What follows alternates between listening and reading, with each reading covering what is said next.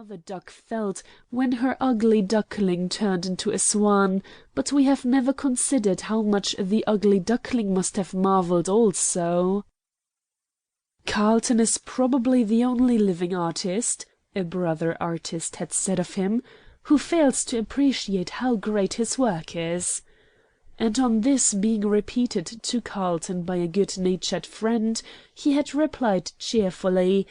"Well, I'm sorry, but it is certainly better to be the only one who doesn't appreciate it than to be the only one who does." He had never understood why such a responsibility had been entrusted to him. It was, as he expressed it, not at all in his line, and young girls who sought to sit at the feet of the master found him making love to them in the most charming manner in the world, as though he were not entitled to all the rapturous admiration of their very young hearts, but had to sue for it like any ordinary mortal.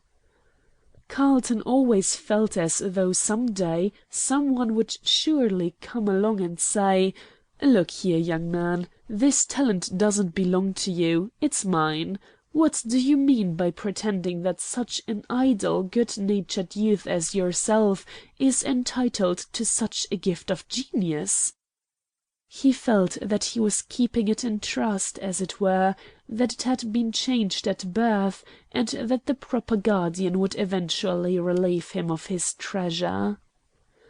Personally, Carlton was of the opinion that he should have been born in the active days of knight-errant, to have had nothing more serious to do than to ride abroad with a blue ribbon fastened to the point of his lance, and with the spirit to unhorse anyone who objected to its colour or to the claims of superiority of the noble lady who had tied it there.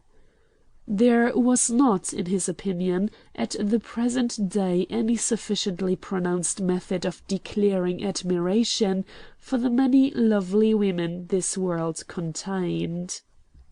A proposal of marriage he considered to be a mean and clumsy substitute for the older way, and was uncomplimentary to the many other women left unasked, and marriage itself required much more constancy than he could give. He had a most romantic and old-fashioned ideal of women as a class, and from the age of 14 had been a devotee of hundreds of them as individuals, and though in that time his ideal had received several severe shocks, he still believed that the not impossible she existed somewhere, and his conscientious efforts to find out whether every woman he met might not be that one had led him not unnaturally into many difficulties.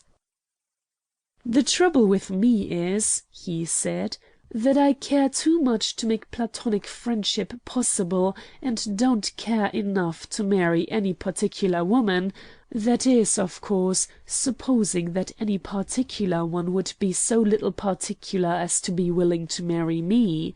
How embarrassing it would be now," he argued, "if, when you were turning away from the chancel after the ceremony, you should look at one of the bridesmaids and see the woman whom you really should have married. How distressing that would be! You couldn't very well stop and say, 'I am very sorry, my dear, but it seems I have made a mistake. That young woman on the right has a most interesting and beautiful face. I am very much afraid that she is the one.' It would be too late then, while now, in my free state, I can continue my search without any sense of responsibility.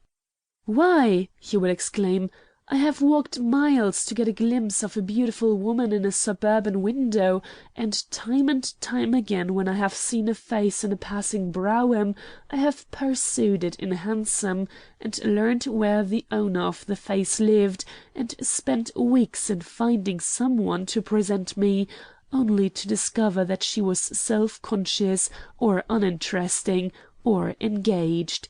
Still I had assured myself that she was not the one. I am very conscientious, and I consider it is my duty to go so far with every woman I meet as to be able to learn whether she is or is not the one, and the sad